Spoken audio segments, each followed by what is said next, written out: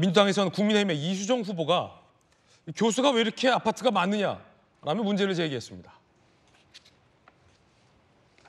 재산 신고액이 85억 5천만 원인데 본인 소유 31억 9천, 배우자 소유 53억 5천, 서초구 반포로에 아파트 한 채, 남부순환로에 아파트 한 채, 반포로에 상가 지분이 있다라는 겁니다. 아파트가 4채 있고 재산이 많다. 그런데 단순히 이 재산이 많다라는 게 어떤 의혹이 될 수 있을지를 두고서는 이야기가 좀 다양할 것 같습니다. 그래서 민주당 상대 후보의 문제 제기를 좀 먼저 들어보겠습니다. 어떤 문제 제기일까요? 들어보시죠.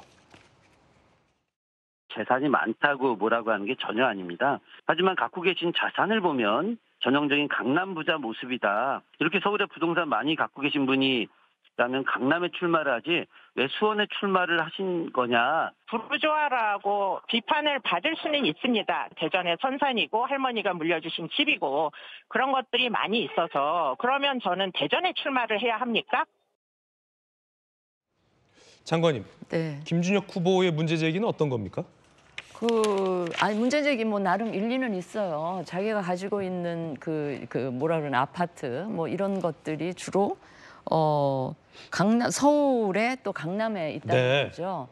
그러면 그 지역에 출마를 하는 게 맞는 거 아니냐 이런 문제 제기는 뭐 일리는 있을 수 있지만 뭐 이수정 교수 입장에서 보면 경기대학교가 수원에 있잖아요. 예. 그리고 지금 출마한 그 지역에 아마 그 학교가 있는 것 같은데 여기에서 평생 재직을 했었던 분이기 때문에 오히려 집보다는 자기 그 활동의 근거지는 수원이었음을 강조하면서 수원에 출마를 하는 게 뭐가 문제냐 뭐 이런 해명을 하고 있는데 혹시 뭐 재산 증식 과정에서 앞서 제기됐던 편법이나 불법의 소지가 있습니까? 그거는 뭐 더 들여다보면 뭐가 나올지 모르겠으나 저 이수정 교수의 남편이 아마 법조인 지금 변호사 하고 계실걸요. 그러면 우리가 알고 있는 여기 변호사 계시지만 뭐 수익 고소득자이기 때문에 그런 정도 수십 년 남편은 변호사하고 이수정 교수는 학교에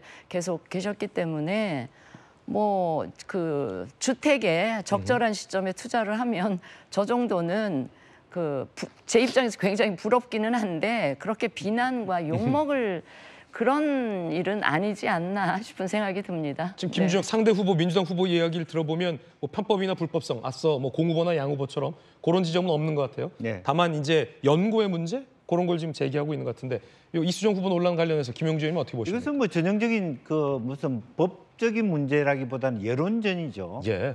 그리고 또 김정일 후보가 이수정 후보가 경기대학교 출신이라는 걸 모를 리도 없잖아요. 사실은 그래서 뭐 연고가 전혀 없다는 것이 아니라 사실은 부르주아다. 강남에 아파트를 여러 채 갖고 있다.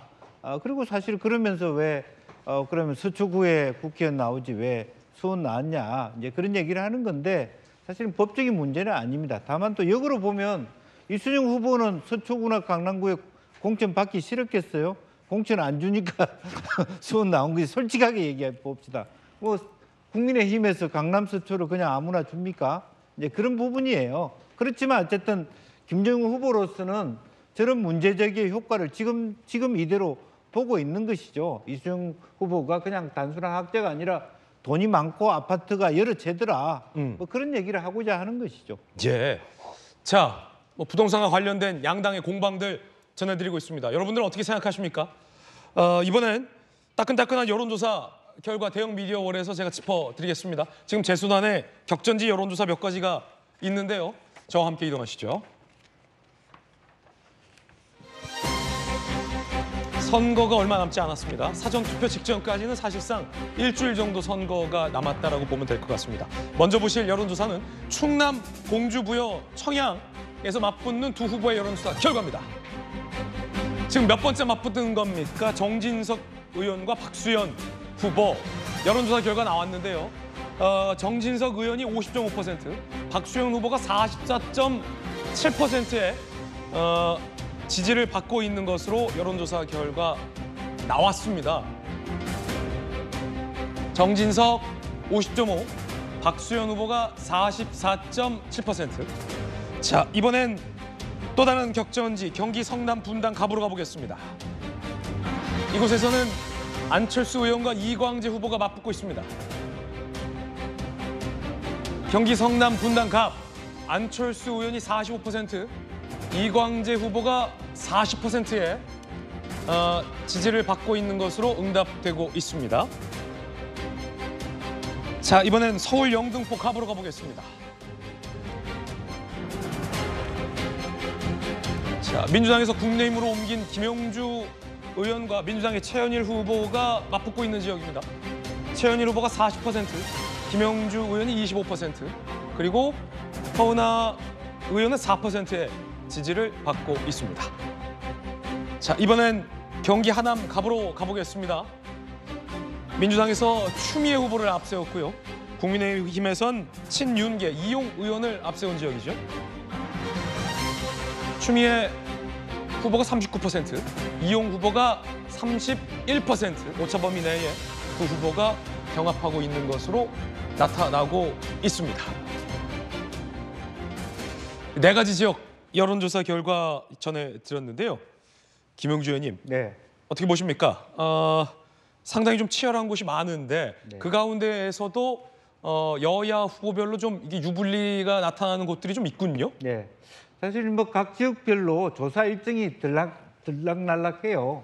그래서 매주 이렇게 그 지지율이 변화하기 때문에 이걸 일반적으로 어떻다라고 보기 어렵습니다. 네 가지 부분.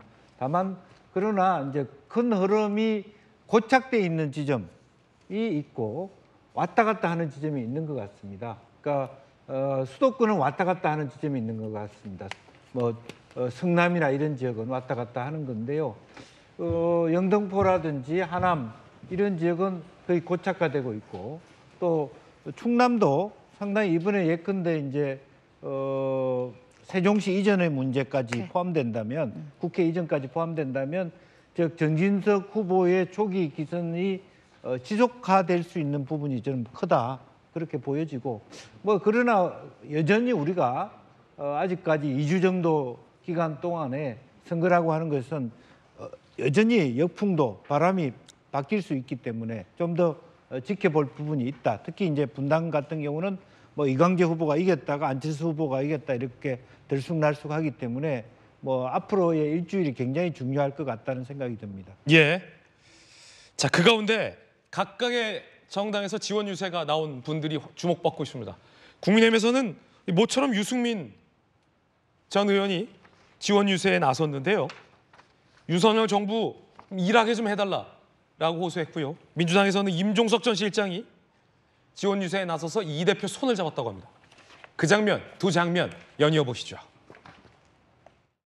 지난 2년 동안 윤석열 대통령 또 우리 국민의힘이 잘못한 게 있으면 정말 철저하게 반성하겠습니다. 그럼 반성 위에 앞으로 3년 동안 일을 해야 됩니다.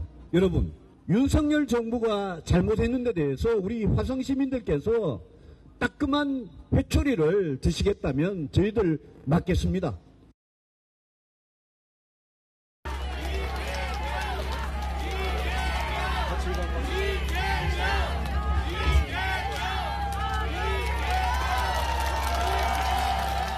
존경하는 임종석 실장 오늘 이 자리에 함께 하셨는데 우리는 윤석열 정권을 심판하고 국민이 주인인 나라를 만드는데 모두가 힘을 합칠 것입니다. 아까 뭐 여러 가지 그냥 좋은 얘기 많이 했어요. 좋은 얘기 많이 했어요. 함께 하자고 말씀하시던가요? 물론이죠, 물론. 앞으로 선대위에서 어떤 역할 받으실지 이미 얘기 좀 했고요. 오늘 저는 양산으로 내려가서 며칠 거기 머무르면서 부산, 경남 쪽 접전 지역에서 최선을 다할 생각입니다.